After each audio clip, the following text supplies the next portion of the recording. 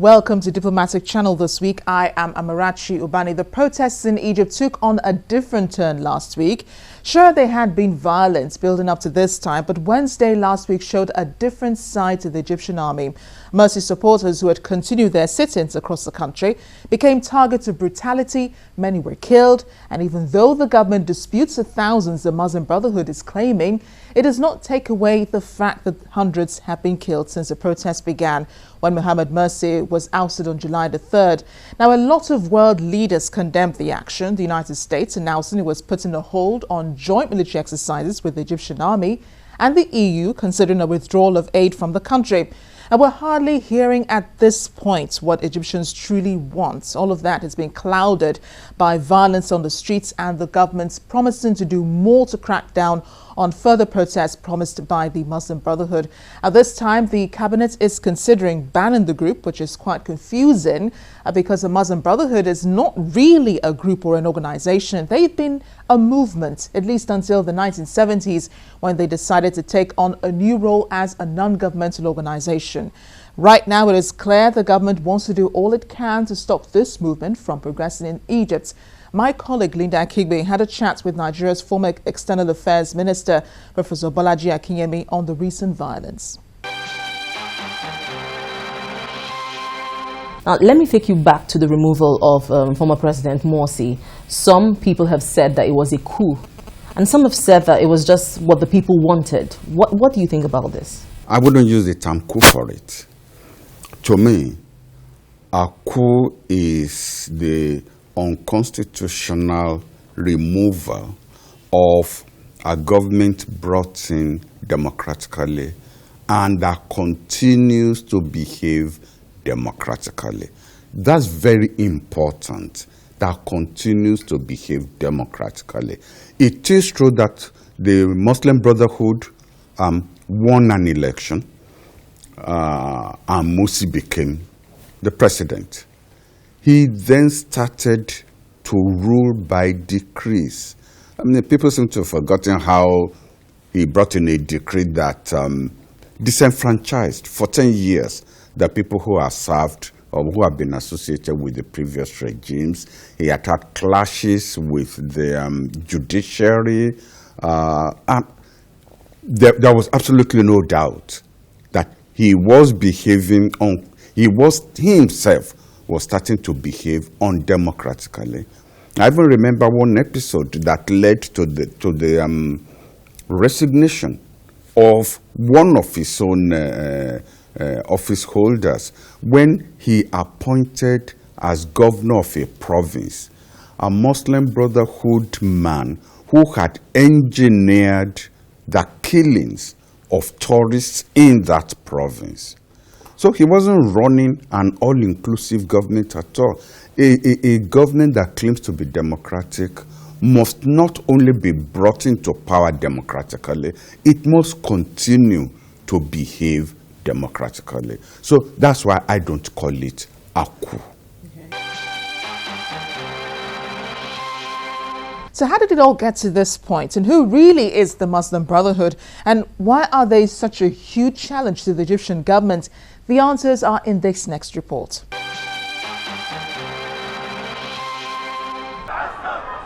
The Muslim Brotherhood has been described as one of the Arab world's oldest, most influential and one of the largest Islamic movements. It's also the largest political opposition organization in many Arab states. The group, or movement as it was known then, was founded in 1928 as a pan-Islamic religious, political and social movement by Islamic scholar and school teacher Hassan al-Banna. Al-Banna was influenced by Islamic reformers Muhammad Abduh and Rashid Rida, with the group itself being influenced by Sufism and Salafism. Membership grew astronomically, reaching 2 million by the end of World War II. Their goal, to instill the Quran and the Sunnah as the sole reference point for ordering the life of the Muslim family, individual community and state. Members have been known for engaging in political violence, claiming responsibility for the installation of Hamas. They are also suspected to have assassinated political opponents like Egyptian Prime Minister Mahmoud al-Nukrashi Pasha. The group is financed by contributions from its members who are required to allocate a portion of their income to the movement. Some of the contributions are from members who work in Saudi Arabia and other oil-rich countries. On the issue of women and gender, the Muslim Brotherhood interprets Islam conservatively. Its founder called for a campaign against ostentation in dress and loose behavior, segregation of male and female students, a separate curriculum for girls, and the prohibition of dancing and other such pastimes. Though a movement and not a political party, the Muslim Brotherhood has created political parties in several countries, such as the Islamic Action Front in Jordan and Hamas in Gaza and the West Bank, and the newly created Freedom and Justice Party in Egypt.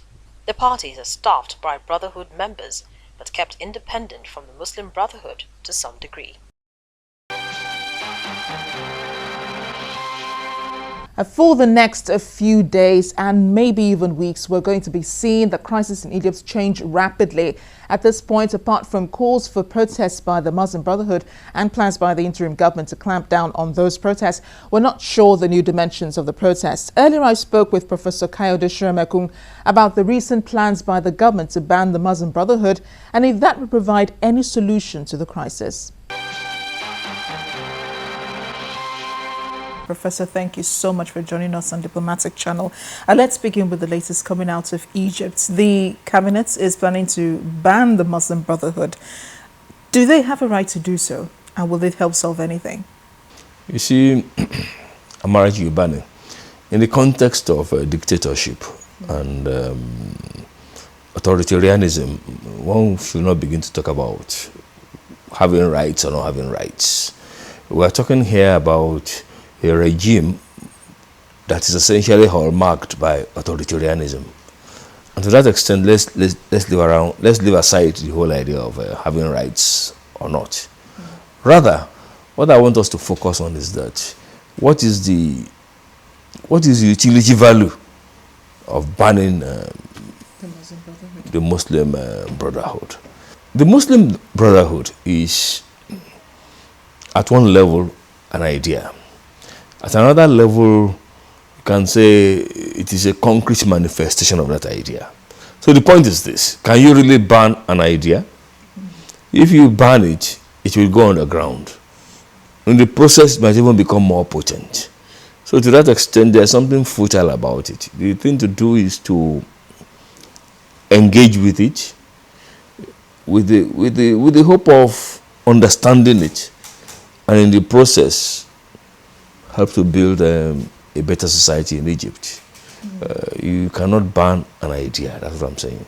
Yes, I think you do have a point there, because the Muslim Brotherhood had been supposedly banned before, and then they came up again in the 1970s and came up as a non-governmental organization.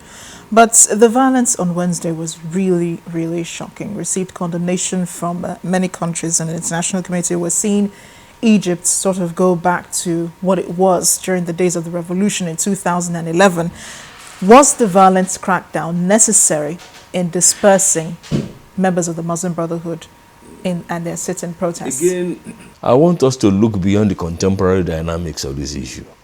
At the risk of sounding too alarmist, let me say that all along, the Egyptian society had already been underpinned by violence. Look at the regime of Hosni Mubarak. I mean, outwardly there was peace, but that peace was underpinned by, let's say, coercion, which is a form of violence. By the time it was toppled by people's power, and by the time Mursi came in, Mursi decided to more or less virtually subvert the democratic essence in terms of usurping the powers of the judiciary and the legislature. This in essence, these actions too, they were violent. And of course, Mursi was eventually overthrown by the army. So what we are seeing here is what can be called a cycle of violence. Violence begetting violence. And hoping that at the end of the day, that this cycle will be broken, and to that extent that Egypt will now be on a viable path of democracy. But is the Muslim Brotherhood a threat to Egypt's existence? Is it a threat to the army? Is it a threat to the interim government? Is it a threat to the people? The point again is that if you look at it very well, in the recent past, the Muslim Brotherhood was a status quo, okay, as embodied in Mursi. It was overthrown. And to that extent, all of a sudden, the Muslim Brotherhood lost its pie. Or let me say, lost its prize. It is seeking to get it back. And to that extent, it is a threat to the military, which is now more or less effectively in control of Egypt. So it is a threat in the sense that it wants its own prize, it wants its prize back to the military. What are the possibilities of Mohamed Mursi coming back, if possible? I mean, what happens to him now that there's an interim government? I don't see him coming back to rule Egypt at the moment, because as we speak, the balance of forces in Egypt is being determined by sheer force, okay? Which is the army. Which is the army. That is, those who have the monopoly of violence at the moment happens to be the army. And what I see them doing is that they will try to more or less, particularly in deference to international opinion, try to carve out a path towards democracy. And in the process, they will do whatever they can to virtually sideline Mursi. Because I don't see Mursi going back there and being indifferent to the military. He will want to neutralize the military as an institution, so I don't see him going back there. But right now, the people seem to have given power to the military. I mean, they say that they're the ones who gave them the authority to go ahead and remove Mr. Mursi. You think they regret that action now with what's going on? I want you to be careful about what you read on Egypt, what you get to hear, or what you see on television. When you say the people has given the power to the military, I don't think so. I think the military on their own, they took the power and then used the people as a cover for their actions. And you only have to look at the trends in the past.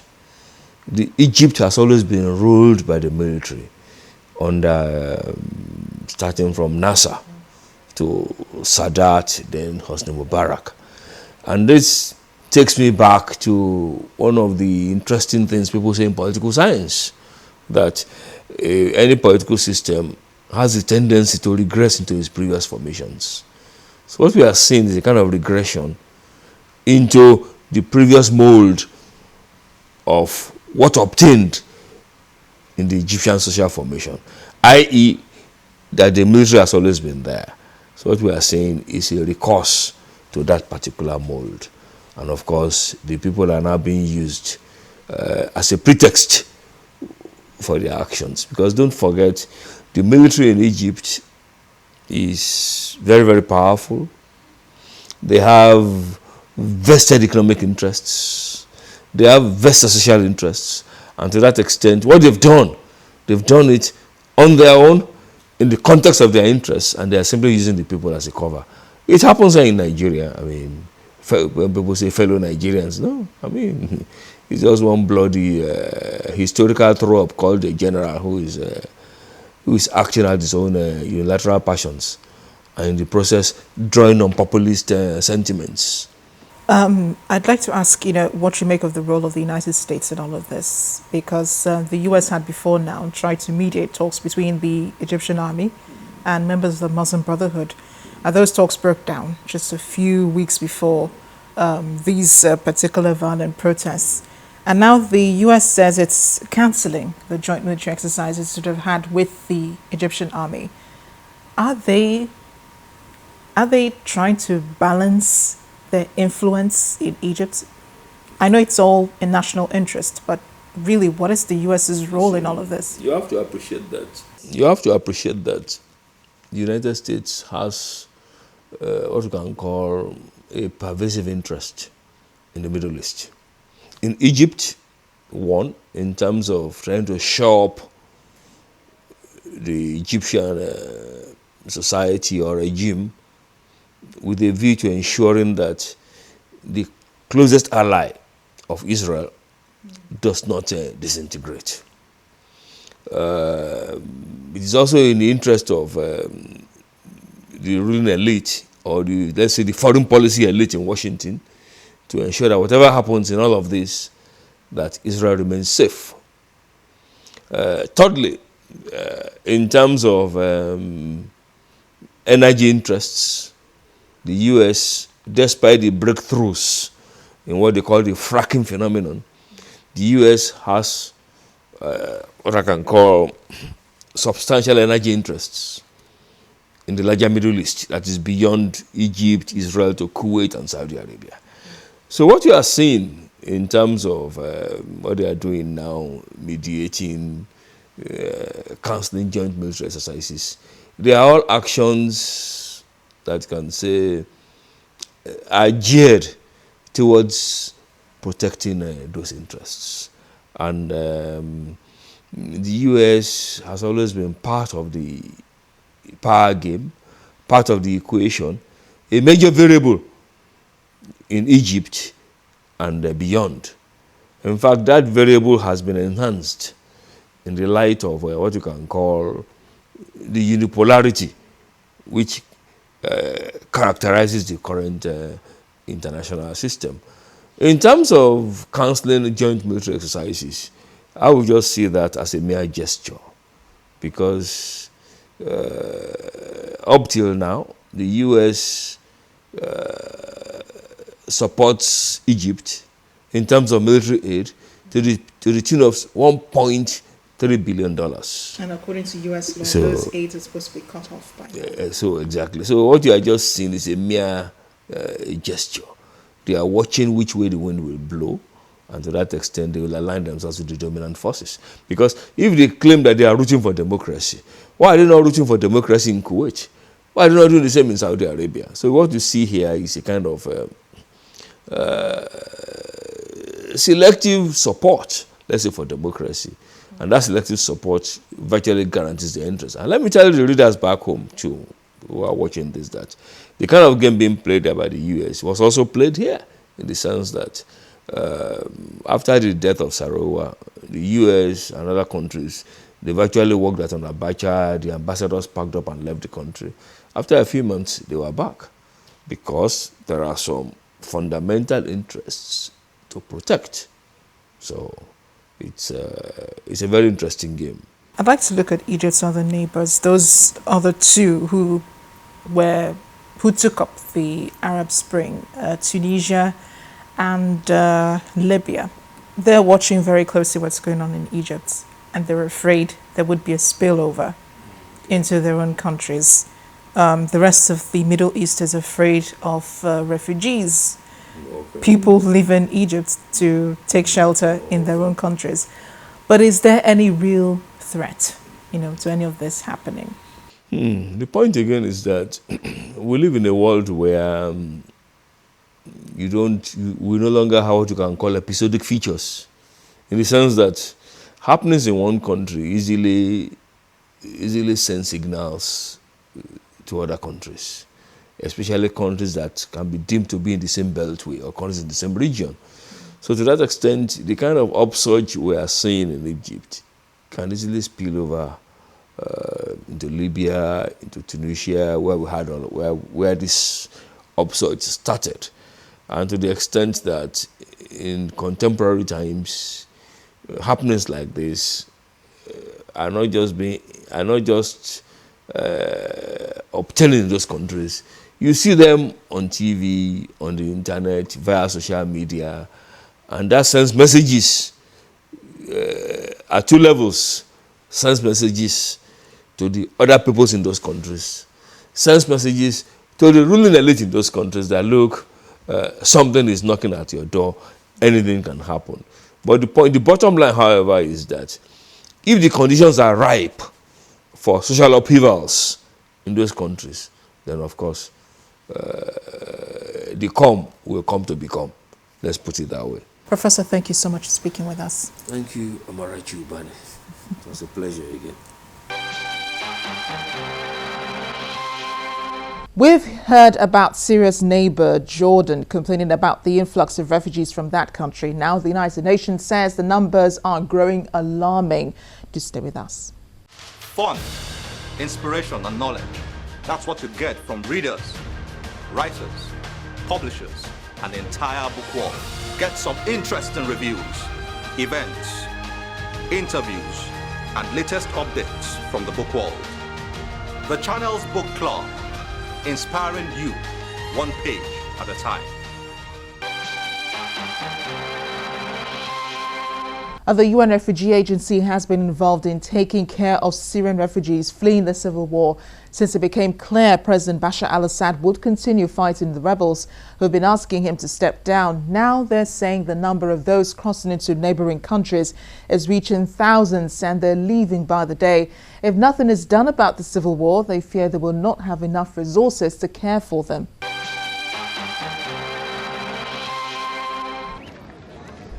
According to the Iraqi government, about 14,000 Syrian refugees have so far poured into the Kurdistan region in northern Iraq. The refugees said they were Syrian Kurds fleeing for their lives after threats from the hardline Islamist al-Nusra Front. The group is one of the main rebel groups opposing President Bashar al-Assad. Thousands of Syrians have crossed into northern Iraq in the past few days in a sudden massive movement. Excuse me, sir. Please. Excuse me, sir. Spokesperson for the UN High Commissioner for Refugees, Adrian Edwards, told a news conference in Geneva on Friday that they were mostly families with women, children and the elderly, mainly from Aleppo, Hasakeh in Kamishli and other embattled areas of Syria where fighting has intensified in the civil war.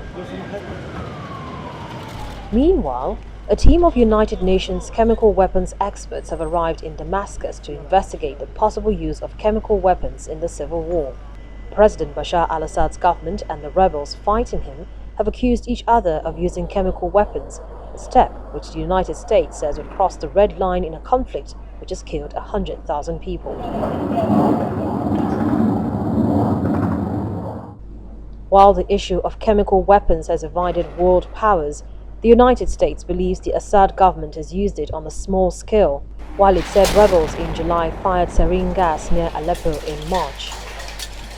The aim of the team in Damascus is to try to establish only whether chemical weapons including sarin and other toxic nerve agents were used and not who used them.